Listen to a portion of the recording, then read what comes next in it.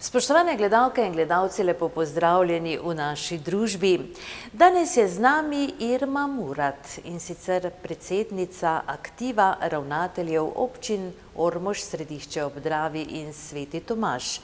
Namreč minuli petek je tukaj v Domu kulture bila proslava, ki jo vsako leto aktiv pripravi, in to je priložnost, kot tudi vsem zaslužnim delavcem v prosveti oziroma na šolah, učiteljem torej in vsem zaposlenim v izobraževanju in vzgoji podelijo priznanja. Tako je seveda bilo tudi minuli petek. In kaj pravzaprav dela aktiv ravnateljev vseh treh občin, kakšna je zgodovina aktiva in tako dalje, nam bo danes povedala naša gostja Irma Murat, ki sicer dela kot ravnateljica osnovne šole Sveti Tomaž. Irma, lepo pozdravljeni v naši družbi. Dober dan. Uvod je bil malce daljši, ampak ne vem, če sem dovolj povedala. Pravzaprav nas zanima, kakšna je pravzaprav naloga aktiva, zakaj ste se združili na tak način in kaj sploh pomeni aktiv ravnateljev? Ja, Združenje ravnateljev oziroma ta skupina ravnateljev osnovnih šol, vrtca in pa seveda tudi gimnazije na območjih občin Središče ob Dravi, Ormož in pa Sveti Tomaž pomeni neko, bom rekla, našo obliko združenja, ki nima neke formalne podlage, ampak gre za srečanja, vsakoletna srečanja tekom šolskega leta. Tam nekje 5 do 6 se dobimo, odvisno od same problematike, kako je v tistem tekočem šolskem letu, in se v glavnem dogovarjamo stvari, ki se vežejo, ki se tičejo nas tukaj na tem našem območju, pa naj si gre z področja šolstva kot takega, tudi povezovanja. To je tisto, s čimer se ukvarjamo. Potem pa tudi vsakoletno so tiste standardne aktivnosti, praznovanje ob Dnevu Evrope v maju. O tem se je potrebno kar nekaj dogovarjati in pa dogovoriti. Potem pa tudi dan učiteljev. To sta tisti dve malo večji aktivnosti, ki jo imamo, plus tega pa še vse ostale stvari. Od tudi strokovnih vprašanj, tudi določenih zaposlitvenih vprašanj, odvisno, ne? No, kako dolgo pa ta aktiv že deluje na območju teh treh občin? Zdaj, precej časa, kako dolgo, v bistvu kot zagotovo od leta 90 naprej tudi vsako leto prevzame to vlogo eden izmed ravnateljev, običajno tisti, ki pride na novo, ga s tem krstijo, če takole rečem. Jaz moram reči, da ravno takrat prvo leto nisem prevzela, ker sem imela občutek, da ravno ne bi kaj dosti pripomogla, ker še ne veš določenih stvari. Potem pa sem prevzela drugo leto, zdaj pa še malo podaljšala zaradi tega. Kako dolgo pa ste vi že ravnateljica na osnovni šoli Sveti Tomaž? Zdaj 3. leto. Torej ste si že kar nabrali nekaj izkušenj. No, zanima me tudi to, so v tem aktivu torej samo ravnatelji ali tudi drugi zaposleni v vzgoji in izobraževanju? Ne, v tem aktivu so samo ravnatelji. Je pa res, da določena izobraževanja, če so recimo takšne narave, da pride do kakšne novosti, potem organiziramo za izobraževanje tudi za ostale strokovne delavce, ne. No, ni pa tako zelo dolgo, ko je aktiv začel, kar je aktiv začel torej izročati tudi priznanja zaposlenim v vzgoji in izobraževanju. Je to kakšna motivacija vsem tistim, ki torej delajo na tem področju? Jaz mislim, da je. To je letos bilo že 5. praktično.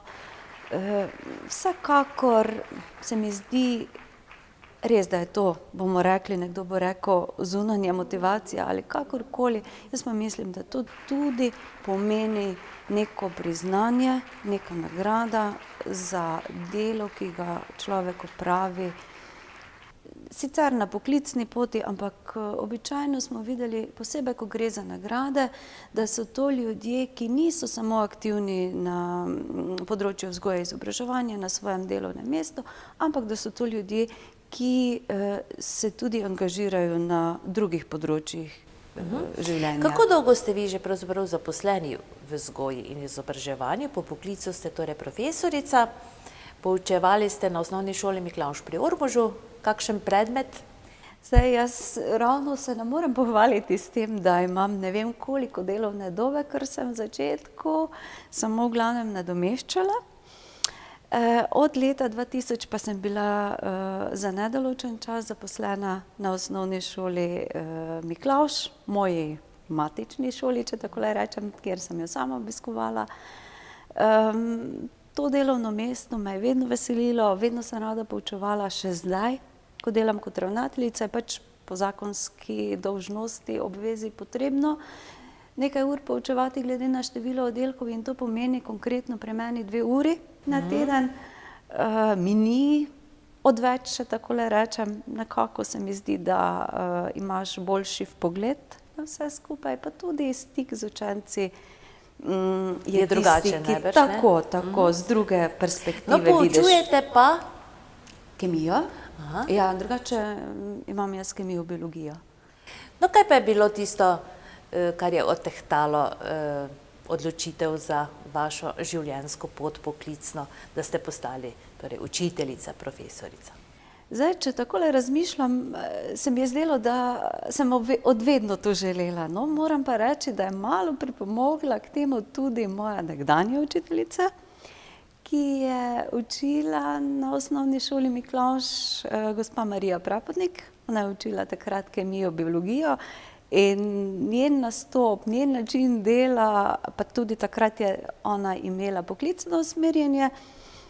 Enostavno je obema bilo jasno, tako meni kot njej, ko smo se pogovarjali o tem, da bom šla v pedagoško. Takrat tudi ni bilo na Ptuju, ampak pedagoška je bila srednja šola v Mariboru. Enostavno šla sem, pa mi ni žal, no, moram reči, da mi ni žal. No, če tako izračunava na hitro, torej približno oziroma skoraj 20 let, torej pa vseeno delate na šoli ali v Miklavžu, če seveda prištejemo torej tudi ravnateljevanje v Svetem Tomažu. Kaj se je recimo po vašem mnenju tako zelo spremenilo v teh letih na področju šolstva, izobraževanja in vzgoje? Recimo, na kaj bi posebej opozorili recimo? Je kar nekaj sprememb in jaz vedno rečem, tisti, ki te spremembe značajsko lažje prenaša, mu je v tem trenutku, v tem poklicu tudi olajšano marsikaj. Že če pogledamo na didaktičnih postopkih ali kakorkoli bi enostavno povedala, pouk je drugačen. Vseeno nova dognanja tudi na področju stroke prinesejo potem tudi nove aktivnosti po šolah. In včasih je težko sprejeti nekomu, ki par let dela, ne bom rekla na enak način, ker se to ne da, ne? Ampak vsaj na približno enak način, potem pa je potrebno spremeniti svoj način dela. In to je lahko včasih težko. Tistemu, ki pa je dokaj fleksibilen že po naravi, pa se mi zdi, da lažje sprejema te spremembe.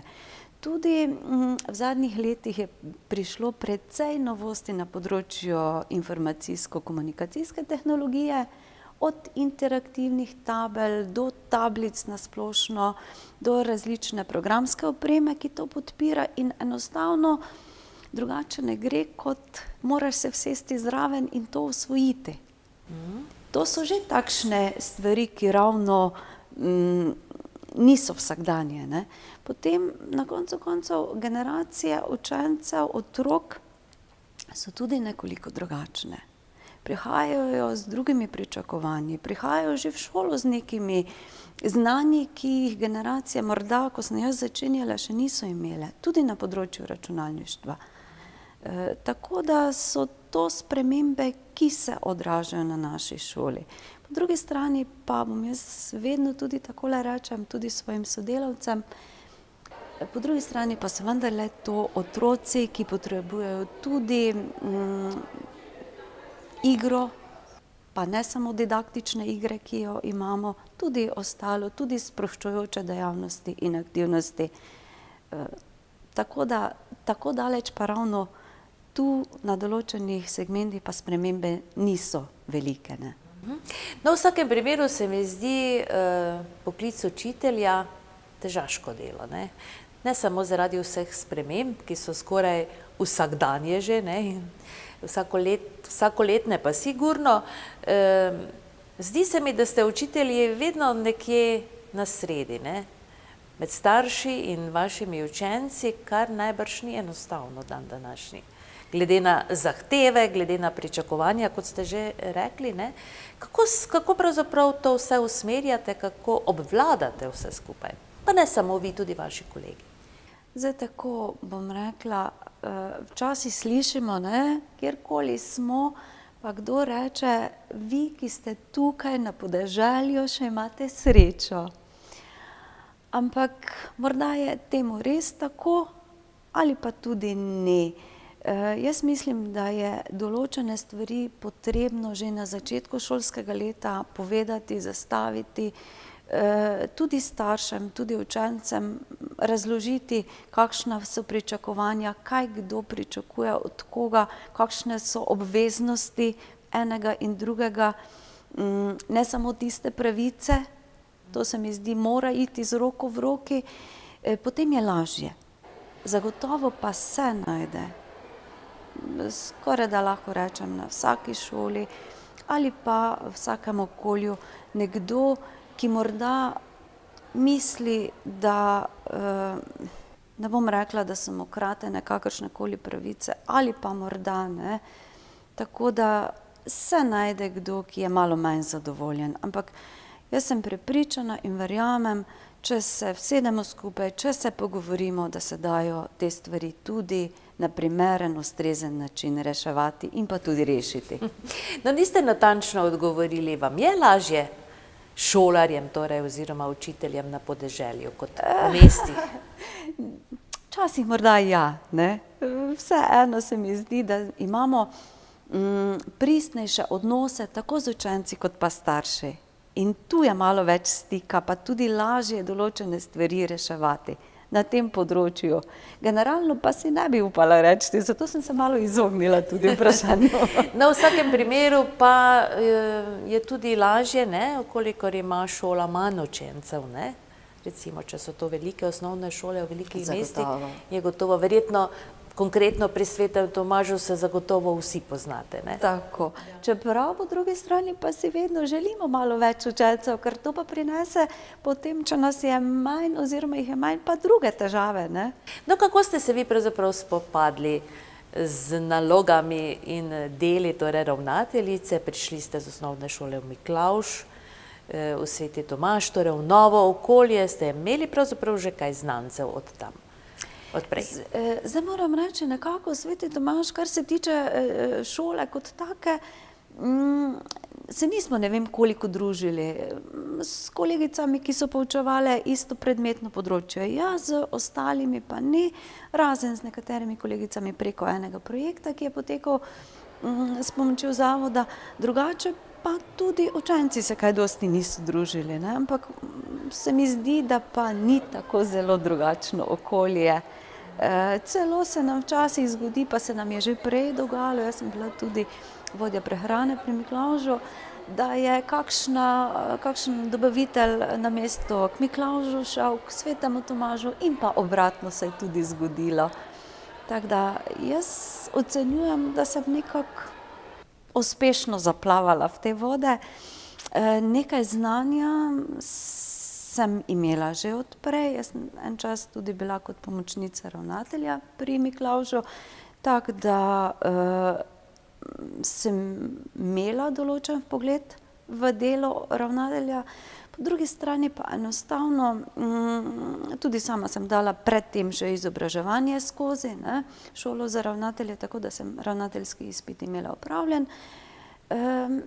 Sem pa vedno, tako kot na svojem področju prej predmetnem, nekako vedno probala spremljati stvari, novosti, ki so se dogajale. Tako precej dokumentov je objavljenih tudi na spletni strani ministrstva, tudi Zavoda za šolstvo, tudi Šole za ravnatelja in že po poklicni dolžnosti se mi zdi, da moraš to spremljati, ne. In enostavno potem te teoretične vsebine prenašati v prakso. No, kakšne pa so pravzaprav naloge ravnatelja na eni šoli? Kaj vse morate imeti, torej v kaj vse morate imeti vpogled? Zdaj tako, ne, če bi pogledali z področja stroke, je in teh nalog bi naj bilo največ, ampak včasih se zgodi, da ravno ostale stvari vzamejo malo več časa, pa na tem področju je manj. Imam v mislih pedagoško vodenje, to mi pomeni v bistvu nekako pomoč učiteljem pri njihovem pedagoškem delu. To pomeni, da moraš se v končni fazi izobraziti, pregledati učne načrte vseh predmetov, tudi spremljati novosti, tudi sodelovati z Zavodom za šolstvo, tako da tudi pregledati nabor izobraževanj, ki so na voljo in pa potem prenesti v prakso, kaj je tisto, kaj pa konkretno na naši šoli potrebujemo, s čim se ukvarjamo, ne. To so stvari, ki so povezane. Na ta način je tudi letni delovni načrt zastavljen. Vedno se podajo vsako leto neke prednostne naloge in v bistvu je ravnatelj tisti, ki daje predlog temu, ne. Potem pa se seveda vse to v okviru učiteljskega zbora, ostalih zaposlenih predebatira, kaj je smiselno, kaj ni. Se mi zdi vseeno na ta način boljši način dela, če se mi prej dogovorimo, kot pa da nekdo reče, to pa to bomo delali, ne. Tudi potem v razredu z učenci se določene stvari predebatirajo, pogovorijo, tako da se mi zdi, da lažje funkcionira šola kot celota, če so vsi segmenti vključeni in pa seveda starši imajo potem tudi možnost dajati pripombe na ta del. Meni se zdi, da meni osebno časa zmanjkuje za ta del, ne. Po drugi strani pa so vse ostale stvari, od vseh raznih pregledov, letnih, občasnih, tehničnih zadev, s katerimi tudi mora biti ravnatelj seznanjen, kar v končni fazi si odgovoren za to, da šola funkcionira tako, kot mora funkcionirati. Pa bom rekla, vedno pa smo nekako omejeni s financami, tako da moraš zelo dobro sodelovati tudi z računovodjem na šoli, ki včasih reče, zdaj pa je dovolj, ne moremo več zapravljati, če rečem v narekovajih. Tako da je potrebno biti kar fleksibilen. Potem tudi različna sodelovanja, dogovarjanja, tako z občino ustanoviteljico, tudi z raznimi društvi in v kraju, malo širše. Jaz moram reči, da tudi kar z zavodom sodelujem, že v tem kontekstu, ker sem vodja aktiva, tudi preko projektov z ministrstvom, tako da je kar precej dela, no, bom rekla. Ne samo v tistem delovnem času, učitelji to vejo, da se takrat, ko zapreš šolska vrata, ne zaključi, še kar precej stvari potrebno narediti tudi v popoldanskem času. No, na začetku ste povedali, da se aktiv sestaja približno 5-krat na leto. Recimo, kaj se pogovarjate na teh vaših srečanjih? Recimo, kakšne teme izpostavljate? Zdaj, čisto v začetku šolskega leta je glavna tema, da si naredimo neki načrt dela, kdaj se bomo srečevali, kolikokrat se bomo srečevali, kateri dan je tisti, ki bi naj ustrezal nekako vsem, da se lahko teh aktivov udeležimo. Potem tudi v začetku šolskega leta se dogovorimo za različne oblike sodelovanja. Posebej imam tukaj v mislih sodelovanje z gimnazijo, ker vseeno gimnazija je tukaj, naša je, če takole rečem, ne, vpisujejo se učenci iz vseh 3 občin, kar je prav, in da jo bolje spoznajo, tudi njihovo delo, njihove aktivnosti, potem načrtujemo skupaj določene tako športne dneve. Letos se je že odvil skupen, predvsem z devetarji po osnovnih šolah, potem tudi druge aktivnosti ob dnevu jezikov.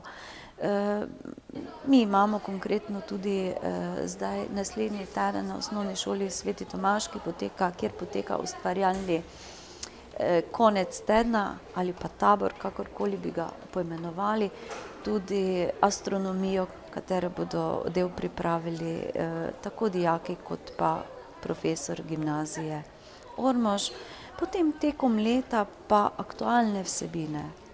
Ko recimo je kakšna novost, se dogovorimo, se srečamo, o tem podebatiramo, si izmenjujemo strokovna stališča, mnenja.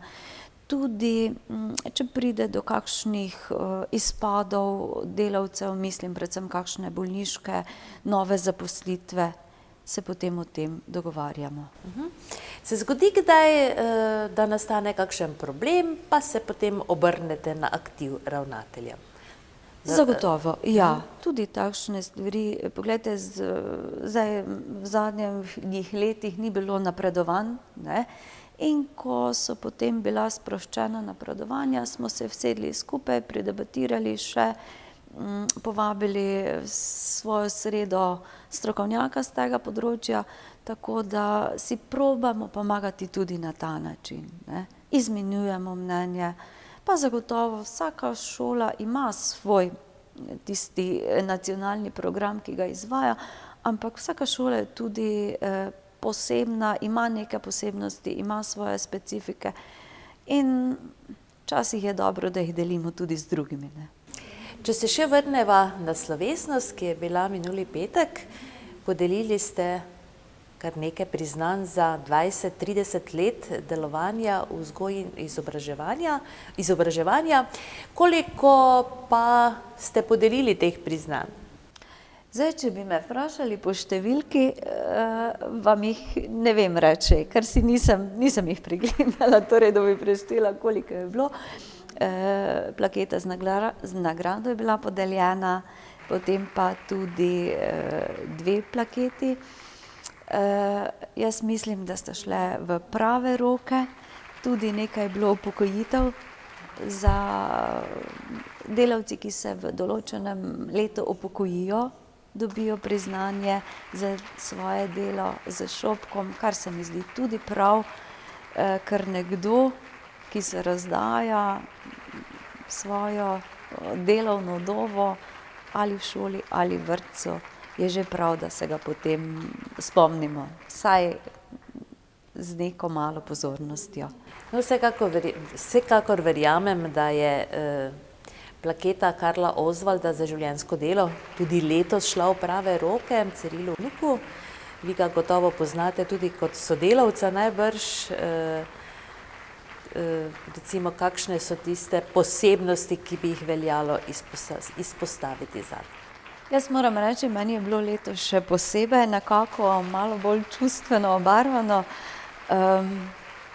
kar sem podelila, med drugim podeljevalci smo bili 3, predsednik komisije, gospod Slavko Petek in pa potem župan občine Središče ob Dravi, gospod Jurij Borko in pa jaz, kot vodja aktiva. In nekako, ko se spomnim, to je bil moj učitelj, na katerega imam res lepe spomine.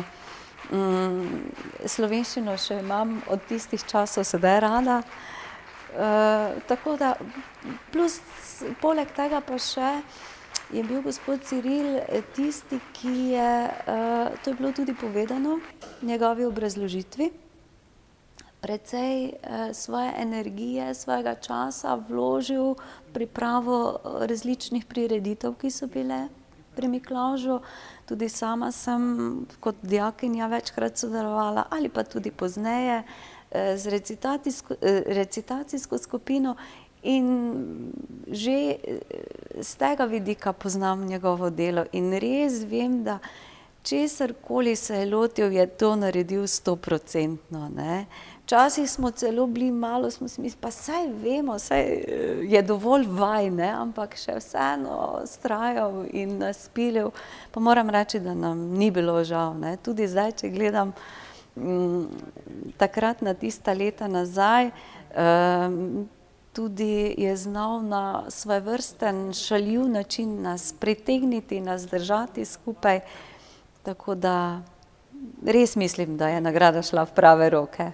No, veliko njegovih nekdanjih učencev rado reče, on pa nas je res naučil slovenščine, če kdo, on sigurno.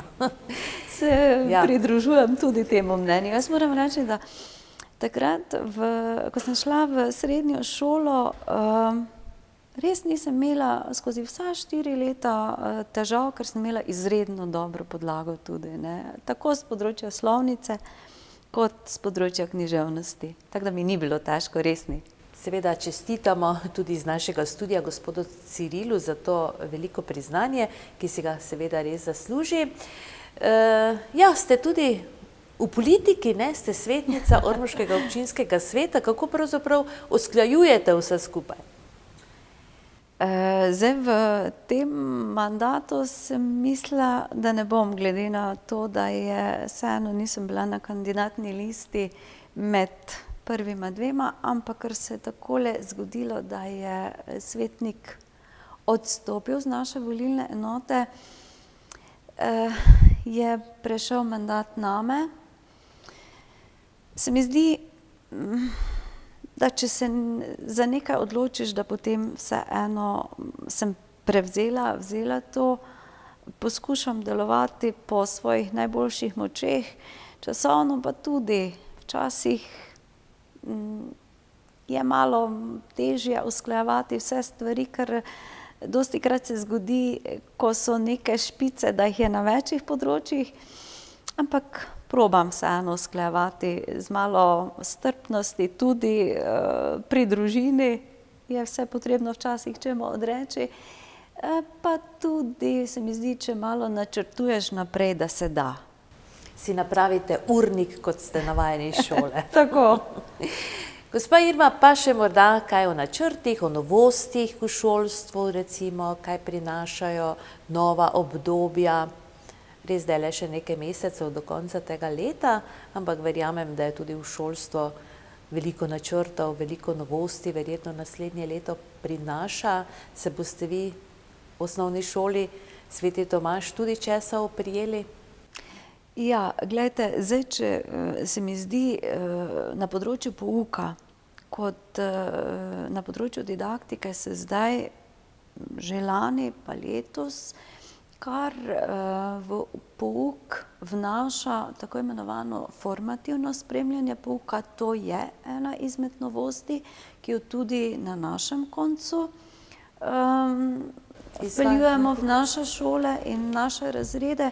Tudi na naši šoli gre za strategija drugega načina poučevanja, kjer je v ospredju učenec, njegove individualne posebnosti, spremljanje njegovih dosežkov, tudi sam bi se naj vključeval in načrtoval svoje učenje, iskal informacije na tistih področjih, ki še ima primanjkljaje, tako da to so novosti, ki se vnašajo v naše šole in kolikor je videti, bo ta način dela ostal, ker dostikrat se zgodi, da pride kakšen projekt, se takrat intenzivno dela, potem, ko se obdobje projekta zaključi, tudi te stvari, ki so bile morda dobre včasih, se ne nadaljujejo.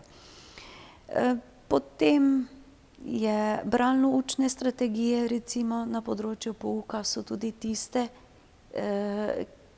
ki se zadnje čase dela na tem področju precej, pa prav je tako, bom rekla, ker le je potrebno naučiti učence, kako se naj učijo. In branje kot branje pa je seveda osnova tega. In tu se na teh dveh področjih, kar se tiče stroke, se šole ne bomo mogle izogniti, pa tudi posamezni učitelji ni. Je pa takole, ne? Nekateri to sprejmejo hitreje, prej, lažje, zopet drugi pa malo počasneje. Ampak pomembno se je spopasti, tako bom rekla. Tako kot ste povedali že uvodoma, ne? Tako. Je treba biti tudi v šolstvu dovolj fleksibilen. Tako. No, če bi vi recimo imeli možnost, da spremenite nekaj v šolstvu, kaj bi spremenili? Kaj bi spremenila? Morda včasih malo preveč birokracije. To verjamem, da bi mnogi učitelji tudi rekli na ta način, ker nas včasih te gole pisarniške zadeve pa precej obremenjujejo. Jaz vem, da je potrebno načrtovati, jaz vem, da si je to potrebno zapisati, ampak dogaja se, da to moraš zapisati na tem mestu, pa še na enem, pa še na dveh drugih, ne? In če bi to znali nekako skrčiti, poenostaviti, verjamem, da bi nam bilo v naših šolah lažje in bi se morda lahko posvečali tudi kakšnim drugim strokovnim rešitvam in problematiki, malo bolj kot sedaj. Ste v teh letih imeli priložnost si pogledati, recimo, ste šli na kakšno ekskurzijo pogledati, kako pa recimo poteka poučevanje v tujini na kakšni šoli? Zdaj mi tukaj še ne. Imamo strokovne ekskurzije, ampak konkretno šole kot take si nismo pogledali. Načrtujemo tudi ta del, ampak je težava, nekako mi imamo, če govorim o Svetem Tomažu, imamo še zraven vrtec. In mi vse te aktivnosti, dejavnosti, tudi strokovne ekskurzijo opravimo v soboto. To pa zaradi tega, ker potem lahko vključimo tako zaposlene v šoli in zaposlene v vrtcu. To pa je malo težje potem, ne? Šole le delujejo od ponedeljka do petka. Imamo pa v načrtu tudi nekaj takega, oziroma bolj sodelovanje tudi z učitelji. No, v vsakem primeru pa so vam gotovo znani vzorci, recimo iz tujine, verjamem, da radi pobrskate in se kaj naučite novega. Vam je všeč recimo z katere dežele, kakšen poseben vzorec, ki bi si ga vi recimo želeli v svoji šoli?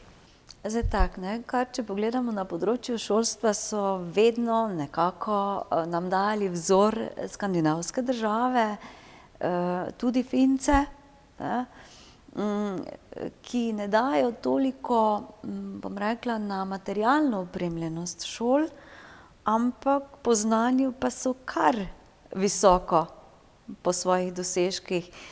In mi potem probamo nekako, ne bom rekla jih posnemati, ampak vendarle po načinu dela pa se približati določenim njihovim načinom dela, ne. In to, kar sem prej omenjala, tudi formativno spremljanje, je že ena izmed potez, ki se približuje njihovemu načinu dela, ne. Tam je vseeno dosti večja angažiranost učencev, dosti večji kontakt z učenec, učitelj, bolj na ravni debate, diskusije, tako da to še morda mi nismo toliko vpeljali, pa si želimo, ne. Na splošno si želimo, bom rekla, malo bolj aktivne učence pri pouku.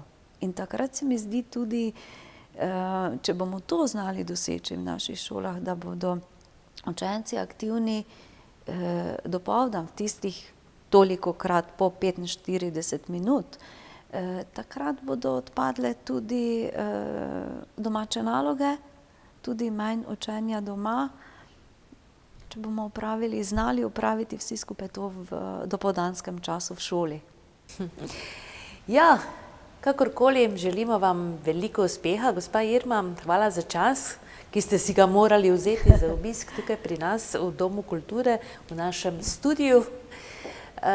Ja, upam, da se kmalu znova kje srečamo, da nam boste še kaj povedali, ko bodo kakšne res ekstremne novosti. Vemo tudi, da se pripravlja v Svetem Tomažu gradnja medgeneracijskega doma. Bo šola Sveti Tomaž tudi na kak način sodelovala? Ja, jaz upam, da bo. Vsaj se je načrtovalo, smo skupaj se vsedli oziroma pogovorili, kaj to prinese, pa bo prineslo tudi za šolo, tudi za vrtec. Jaz mislim, da precej pozitivnega, dobrega. Vseeno medgeneracijsko sodelovanje je dobrodošlo.